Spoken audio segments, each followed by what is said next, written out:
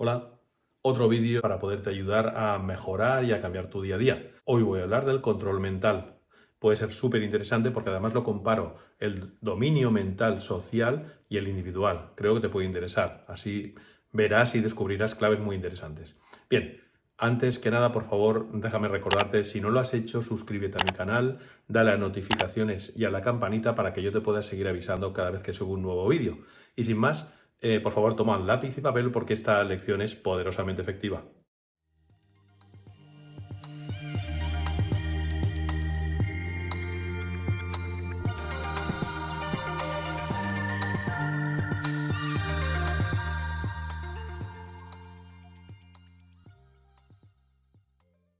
Hoy voy a hablarte de lo que es el dominio mental. Realmente hoy en día estamos sufriendo cambios importantes a nivel social, económico. Hay unas guerras, pero no se sabe que la guerra principal se está librando en la mente de cada uno de nosotros y son muy conscientes de ello.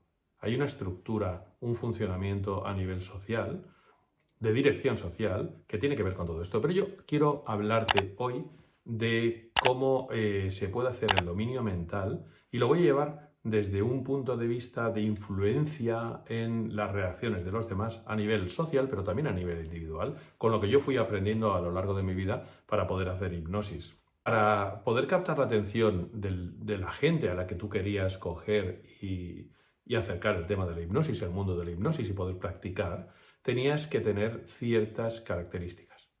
Y ahora vamos a ir viendo las características que te expongo a nivel social de cómo nos domina la mente y lo iré llevando también un poquitín enlazándolo con lo que yo hacía a nivel individual, ¿vale? Vamos a empezar porque en principio hay que decir que el dominio mental es difícil de evitar, por no decir casi imposible, incluso para una persona que sepa de qué va, por ejemplo yo. Incluso para mí es difícil zafarse, evitar ese dominio, esa influencia que ejercen en nosotros.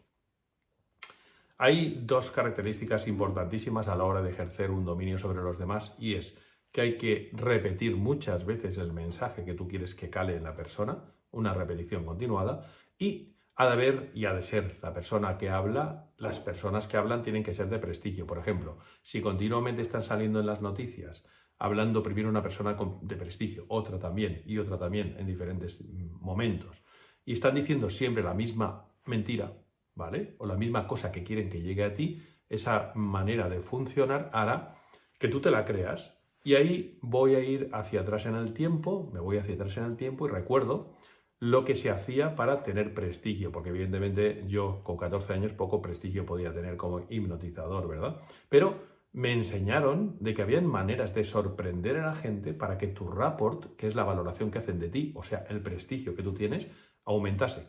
Y había unos trucos muy interesantes, por ejemplo, yo hoy voy a decir uno de ellos, que hacía que la gente se sorprendiera muchísimo. Por ejemplo, decía esto, ¿cómo yo tengo poder sobre la materia? Voy a hacer que una moneda salte en el aire en un momento.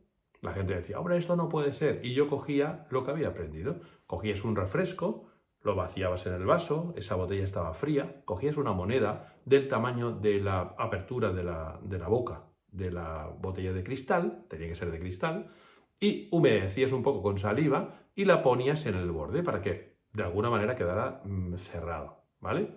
Y ahora yo cogía y decía, acercaos porque si no, no lo veréis. Entonces yo cogía, ponía cara de concentración en la moneda, cogía la botella, la rodeaba con mis dos manos y esperaba porque a los segundos esa moneda empezaba a tambalear varias veces. Claro, ahí la gente se sorprendía y yo decía, es que tengo poder sobre la materia y ahora quiero seguir un poco más allá. Y no dejaba que pensaran y entonces hacía cualquier otro ejercicio más para subir un poquitín más mi rapport y a partir de ahí ya tenía a una audiencia entregada en lo que yo quisiera.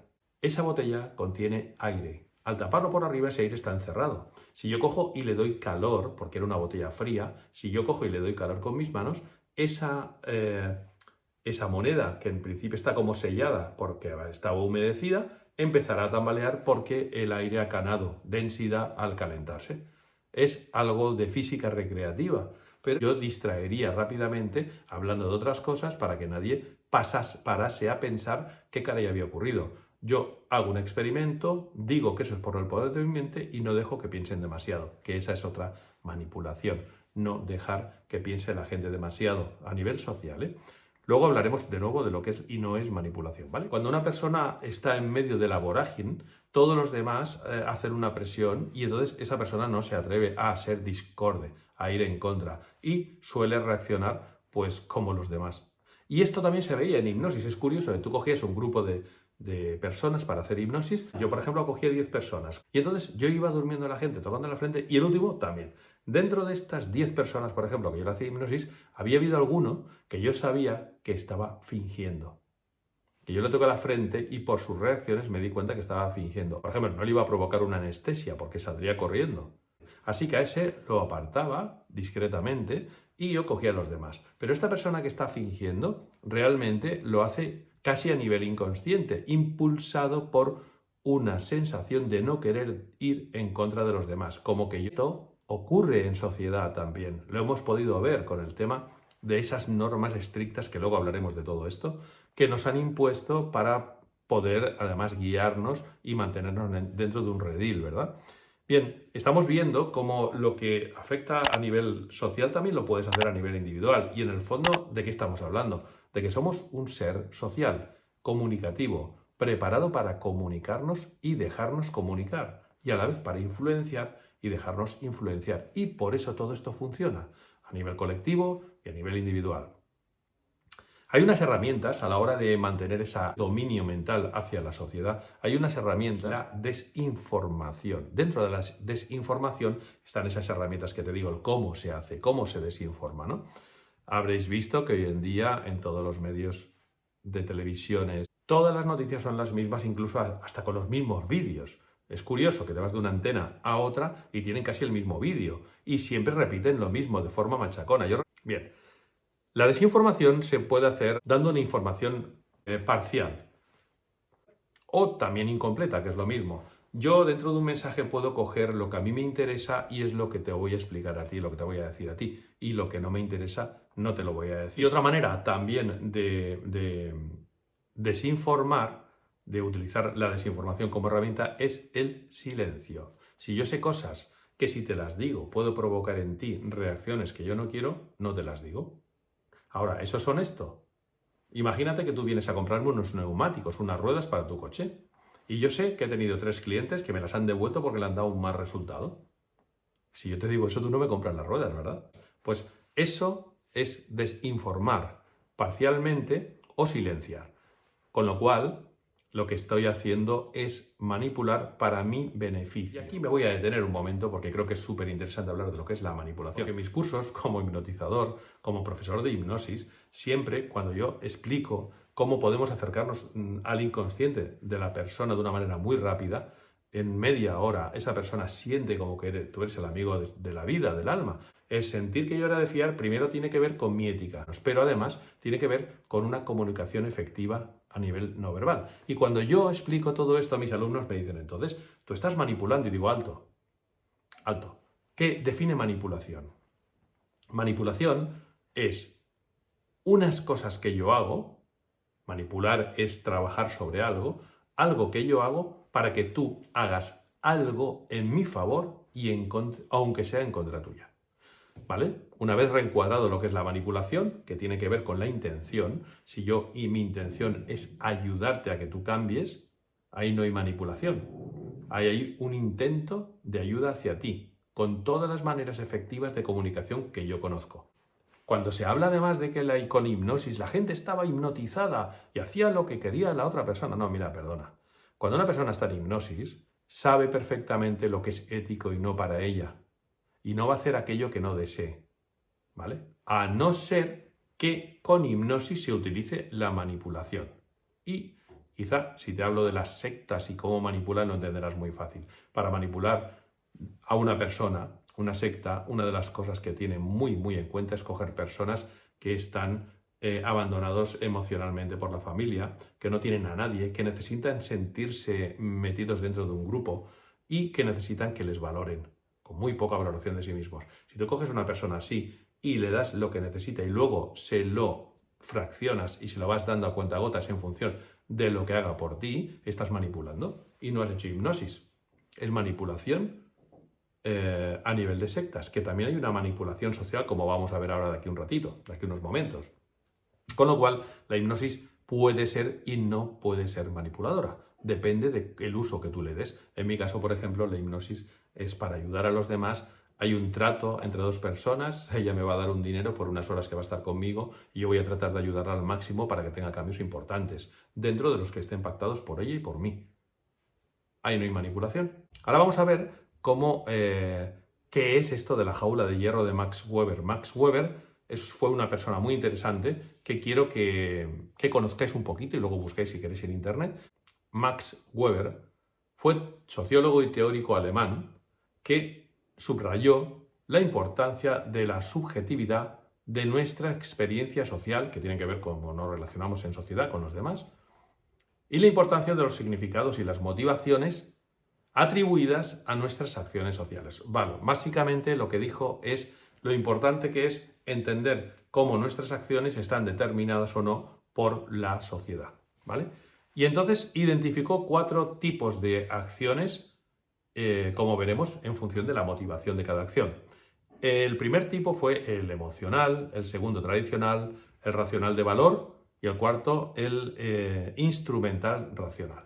Y vamos a ver cómo, teniendo en cuenta estas acciones, estas motivaciones hacia la acción, al final ha habido un constructo social determinado para limitarnos de una manera radical nuestra propia libertad individual. Pero vamos a ver cómo llega todo esto. Primero, las acciones emocionales. ¿Qué son? Pues están motivadas por los sentimientos y las emociones. Por ejemplo, una acción emocional sería que estando en un grupo de personas o con otra persona interactuando, que eso es la sociedad, yo en un momento dado pierda los nervios, pierda los estribos y grite con rabia. Eso sería una acción emocional. Luego está, en segundo término, en segundo puesto, están las acciones tradicionales, que están motivadas por costumbres y hábitos. Por ejemplo, es típico que en Cataluña el día 25 de Navidad y el día 26 se coma escudella y cardolla. Es una comida típica catalana, pero también te diría que los jueves, por ejemplo, en muchos restaurantes es típico pues dar paellas, ¿no? Entonces, la acción tradicional es la que está motivada por costumbres y hábitos. Acciones de valor racional. Tiene que ver con el compromiso hacia determinados valores. Por ejemplo, el patriotismo, acciones determinadas por mi sentimiento patriota. Esto serían una acción de valor racional. Y por último, las acciones instrumentales racionales, que lo que se basan en el análisis estratégico de coste y beneficio. Trabajar por un sueldo, por ejemplo, sería un comportamiento de instrumental racional, porque está basado en el coste-beneficio. A mí me va a costar un tiempo trabajar, pero luego me van a dar un dinero, con lo cual, acción-reacción, ¿verdad?